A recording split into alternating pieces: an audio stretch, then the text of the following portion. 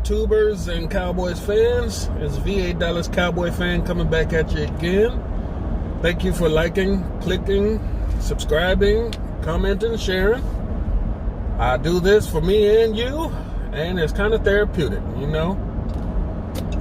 Cowboys news today, they seem to be all over the place. I mean, we're still talking about Michael Bennett. Is he going to stand or is he going to kneel for the national anthem? Apparently that was already discussed with him before he signed they made the trade. So he will be making a stand, and he will do basically everything he needs to do right by the Cowboys. So as long as he produces on the field and he does what he needs to do, we can stand his personality. He's kind of an outspoken guy. He has been in the past, and obviously with his brother, they've been saying and doing some things. His brother, Martellus, has actually gave him some advice since he was with the Cowboys for those number of years. Apparently, he told him that he loved the fans, he loved the organization. Only thing he had a problem with was Jason Garrett. Go figure, a lot of people do, especially if they weren't being utilized right. But he also admitted, you know, some self-reflection, says he was young and kind of a hothead. So if he was a little more mature and grown at the time, he probably would have taken his experience with the Cowboys a little differently. He might have got a second contract, who knows. But it's good that he's giving good advice after everything. I mean, we can say what we can about the product on the field, but apparently behind the scenes, people still love the Cowboys as an organization. They're top rated.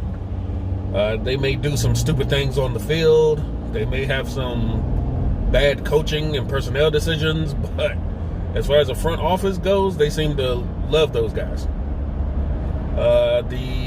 We had the Detroit Lions, I do believe, poach Michael Jackson off of the practice squad. So that's a corner that we're going to be missing. So if any injury comes, we got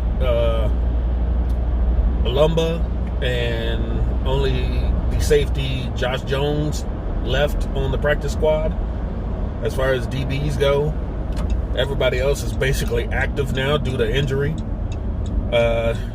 Hopefully nothing else happens to the corners, but you have to admit Jordan Lewis needs more playing time. I don't know why he hasn't had it by now. Maybe he just doesn't fit Chris Richard's mold, but the way the man plays, he needs that playing time. And he should play over Anthony Brown.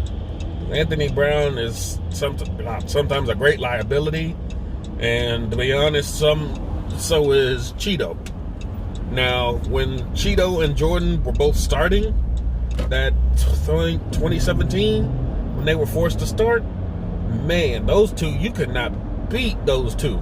For some reason, since then, one can't get on the field and the other one hasn't learned how to turn his head around to make incredible plays like he's done in the past. So, who knows what's going on with that. Hopefully they turn it around. They've had 2 weeks to figure this stuff out. They've had additions. Let's hope that the defensive scheme picks up from what they did against the Eagles. We can only wait and see. Let's see. Other news, we had apparently the word is that the Cowboys are still kind of actively trying to get at Jamal Adams. Apparently they still love him as a player and they covered him. So even though they didn't get him this go round at the trade deadline, they will be looking to possibly trade for him in the offseason.